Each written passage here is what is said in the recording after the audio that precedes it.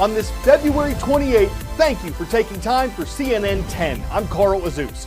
Tonight, U.S. President Donald Trump makes his first address to a joint session of Congress. You can watch the Republican leader's speech and the Democratic response starting at 9 p.m. Eastern on CNN.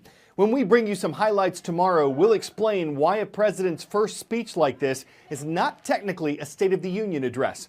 One thing President Trump's expected to do is outline his goals for the coming years. And on Monday, he released some information about his first budget proposal, which is expected next month. The Trump administration plans to increase U.S. defense and security spending by $54 billion and decrease about the same amount from non-defense programs. This budget will be a public safety and national security budget. This defense spending increase will be offset and paid for by finding greater savings and efficiencies across the federal government. We're going to do more with less. The president added that, quote, lower priority programs and most federal agencies would see their budgets reduced in the proposal. Senate Minority Leader Charles Schumer says President Trump's budget proposal would, quote, help the wealthy and special interests, and that it would significantly cut programs that help the middle class. A president's budget proposal is a blueprint. It reflects his priorities, but it's Congress that determines the final budget for the federal government. 10-second trivia. What nation's full name includes Democratic People's Republic, though it's a communist state? Bangladesh, Cuba, North Korea, or Vietnam?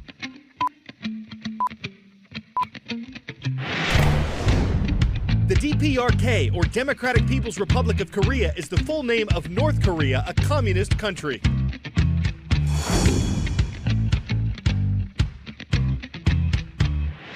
An international murder mystery is deepening. It started with the apparent poisoning of a man named Kim Jong-nam. He was the half-brother of North Korean leader Kim Jong-un, and he died on February 13th while traveling through Malaysia at Kuala Lumpur International Airport. The murder is having ripple effects around the world. Malaysia says 4 North Koreans were involved in Kim Jong-nam's death, and South Korea has accused the North Korean government of ordering the murder. North Korea has repeatedly denied being involved and says the South is publishing false reports. But all this is believed to have caused the cancellation of informal talks between North Korean officials and former American government workers. The talks were set for this week in New York, but the Trump administration changed its mind on approving the North Koreans' travel. That decision was made after officials announced how Kim Jong-nam was killed. This is the spot where Kim Jong-nam was poisoned. He was here waiting to check in for a flight to Macau, when, as you can see in some pretty incredible CCTV footage, a woman walks up behind him, and police say she then puts VX nerve agent on his face, one of the world's most deadly chemicals. She flees the scene, and he immediately becomes uncomfortable. He starts walking this way, eventually ending up at this information desk right here. He goes up, cuts several people in line, and asks for help. He tells the attendants that he's feeling dizzy.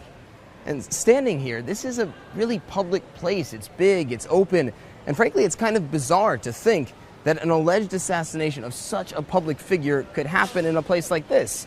And yet here we are. He then heads down to the clinic where the Malaysian health minister said he later fainted. From the time he was poisoned to the time he died en route to the hospital in the ambulance was only 20 minutes. Once officials confirmed that VX nerve agent was used, they finally sent in a hazmat team to check if there were any chemicals left over here in Terminal 2. And thankfully they didn't find anything, but it begs the question, what took so long to send in the team? Why didn't they send them in earlier? And that's not the only question here. The 2 female suspects involved both told investigators that they thought they were just part of a prank show, that they didn't know they were doing anything wrong. But Malaysian police say they specifically trained for this attack. So which version is correct? And furthermore, police say that they had VX nerve agent on their hands. So why didn't either one of them get sick? The fact is that we've learned a lot over the past 2 weeks since this alleged assassination took place, but there are many questions that still remain in this most public murder of Kim Jong-nam. Later this week, President Trump's expected to issue a new executive order concerning immigration to the U.S. Courts put his previous travel restrictions on hold. Separately from that, though, Democratic and Republican lawmakers have introduced bills that could reduce the number of people from other countries allowed to work in the U.S. The most popular program for this is the H-1B visa program. Healthcare, media, and tech companies all use H-1Bs to get international talent and to hire trained workers that they can't find in America. But critics say the H-1B program is flawed, that some companies abuse H-1Bs to pay foreign workers less money than they'd pay American employees. But that apparently hasn't stopped people from around the world from wanting to work in the U.S. Ayush Sawalka symbolizes the Indian dream. He grew up in a small town, studied hard, and won a ticket to one of the country's best engineering colleges. But the dream in Ayush's mind isn't Indian, it's American. Why America? It's always been America because see the companies, all the big companies are there in America, and the life there is like really amazing. At Ayush's college in Bangalore, students are recruited by the world's biggest companies. With months to go before he graduates, Ayush has already gotten a job at the local branch of JP Morgan, the American investment bank. His dream is to work with them for a few years here and then transfer to the United States.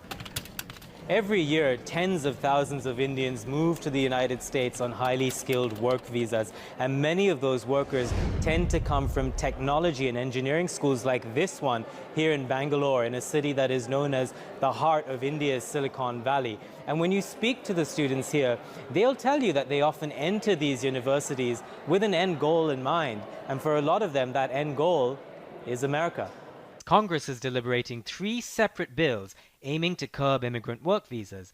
One of those visa programs, the H-1B for highly skilled workers, is being watched closely. Of the 85,000 visas handed out every year, an estimated 2/3 go to Indian workers. As we leave Ayush for the day, I have little doubt he's going to make his dreams come true. The only question is where. U.S. government says it's hard to determine exactly how many children are adopted each year in America. It's estimated to be around 135,000. For many families, the cost of adoption is an obstacle. The government estimates that adopting American children can range from $15,000 to $40,000. International adoptions can cost $20,000 to $50,000. But the founder of Adopt Together devised a way for people to share those costs. I grew up with a brother and a sister, then we had 36 foster kids over a 7-year period. And then my mom and dad adopted 4 boys and 4 girls from 5 different countries. In the morning, you didn't know who was going to be at the breakfast table, but there was always one more seat. Did you have this pillow with you? Yeah. What a cool idea. Who's this right here? Daddy. Tacey came to me and said she wanted to adopt. I was really concerned about the cost. Let's do hugs and loves. Hugs and loves. And oftentimes a family's looking at a bill of $30,000, $40,000, $50,000. If so many families would adopt if they could eliminate this financial barrier, then what if we could carry the burden together? AdoptTogether.org is designed as the first ever crowdfunding platform for adoption. We're raising funds to pay those bills. That's when your friends and family and coworkers gets to be a part of your adoption story simply by donating to your process. We aren't anything crazy special. We're not rich. We and a community brought him home. AdoptTogether.org has helped over 2,400 families raise $10.5 million to bring their kids home. And it's so rewarding for me to get to do this work because I get to continue in the family business of helping children come into families. Nice! Nice one.